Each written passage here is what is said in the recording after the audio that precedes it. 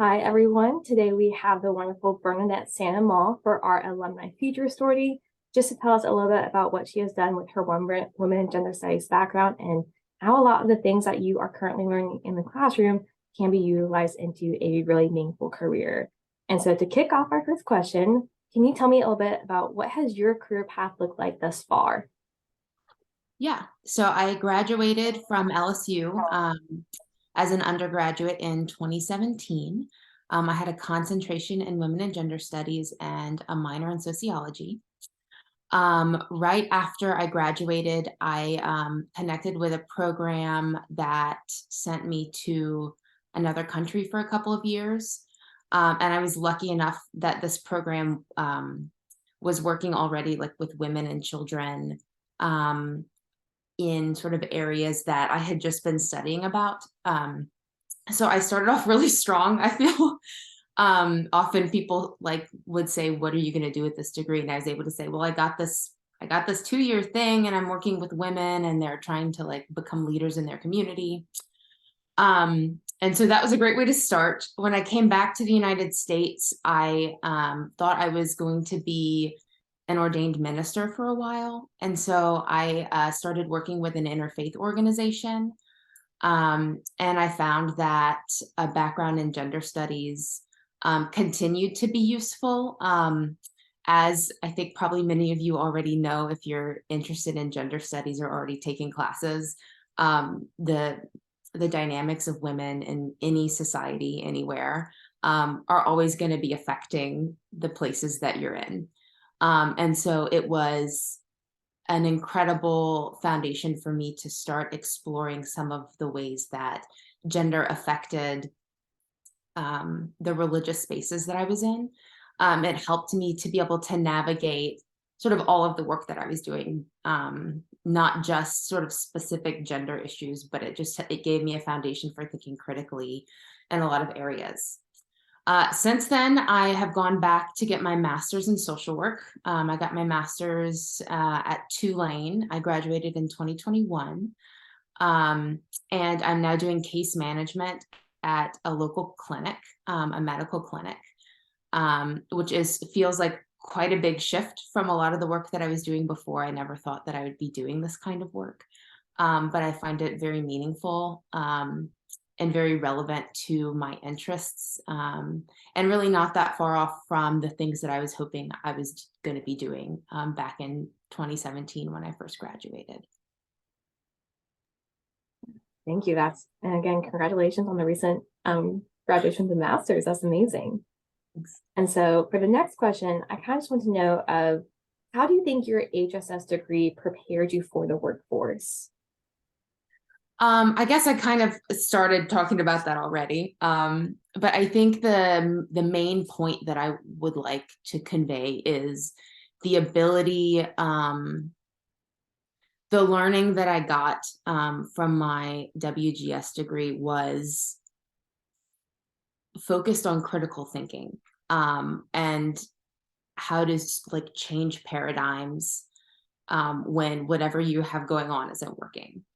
And that perhaps maybe feels like a very general thing to say, but having been in the workforce for a while now, it's always served me well. It's always something that has surprised me that other people maybe aren't equipped to do. That ability to say, okay, I've been trying this thing and it's not working. Why am I not understanding what's going on in this like formal situation, or why am I not understanding what's going on with my coworkers? Having the ability to say, I'm going to figure it out. I'm going to look at this from a different perspective. I know how to find different research. I know how to sort of branch out on my own, has really served me well over the years.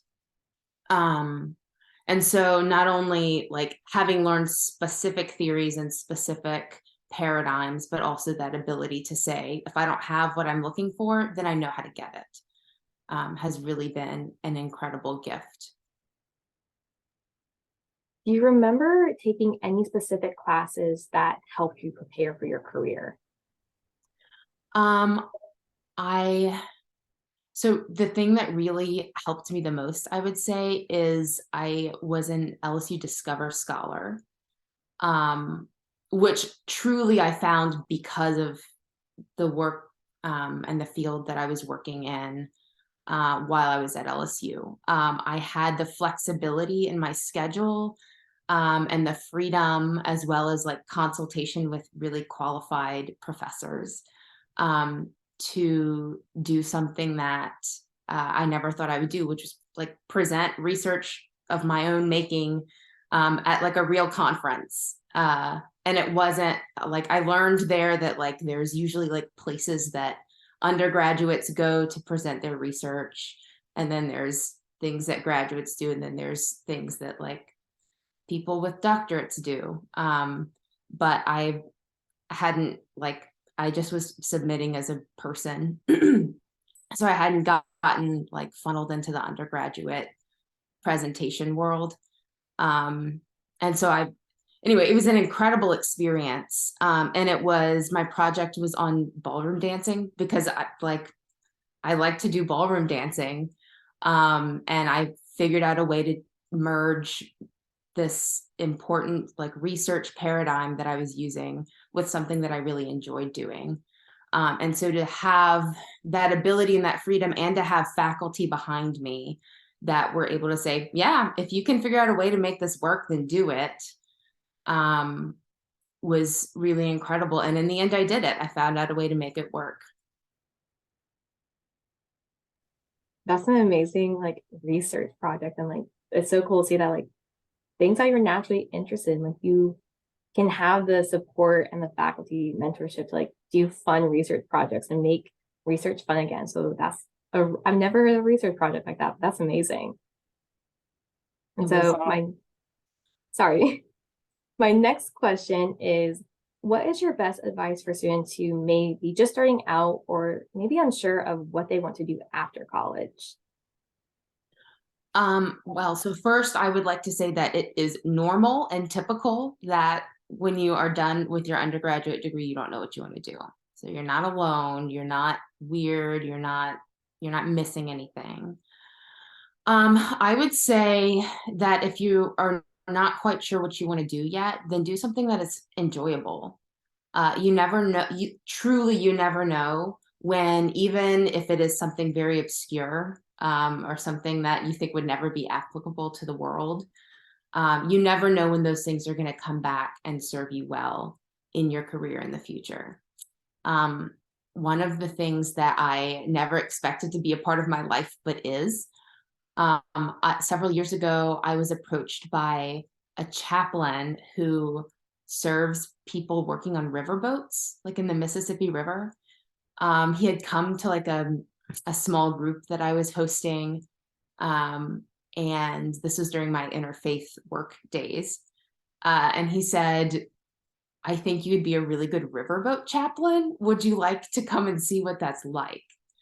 And so I was like, sure, why not? I don't know that this is going to work out, but let's see.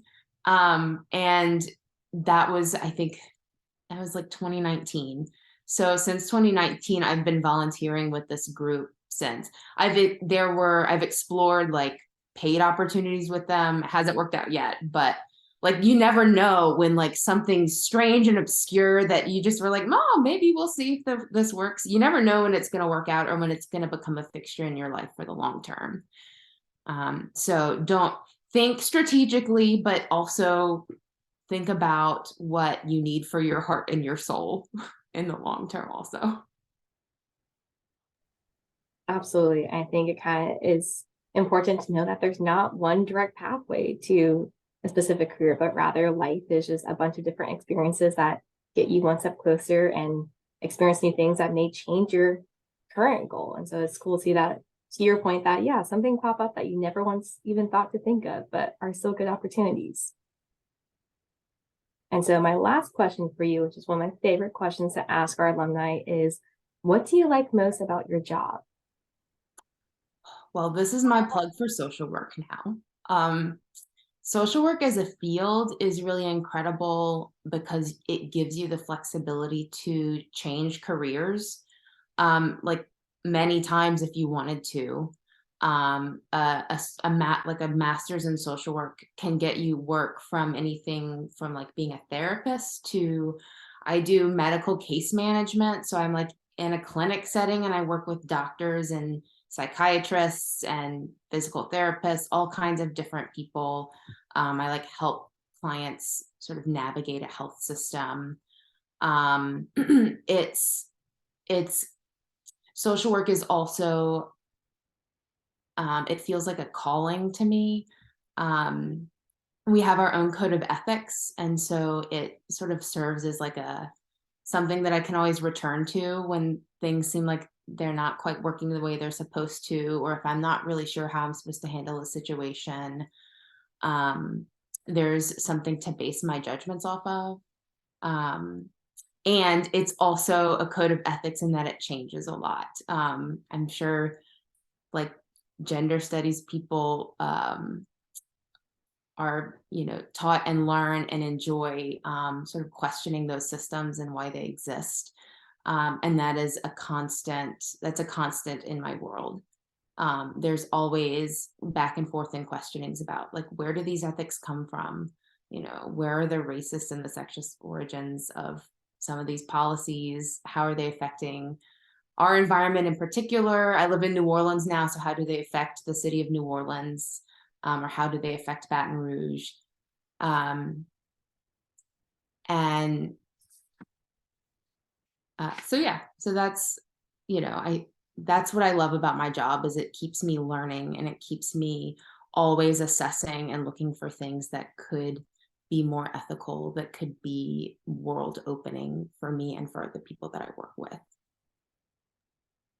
That's amazing. And I can definitely see like the passion that you have for that career and how, yeah, there's just so many things that you can explore and experience with like your different educational backgrounds. And so again, I can't thank you enough, Bernadette, for taking the time out of your day to share a little bit more about what your career path has looked like thus far. And I think students specifically who are either just starting out or about to take that next jump out of academics, just sharing from alumni who have been there before, I think provides so much invaluable information for them. So again, I can't thank you enough for this opportunity.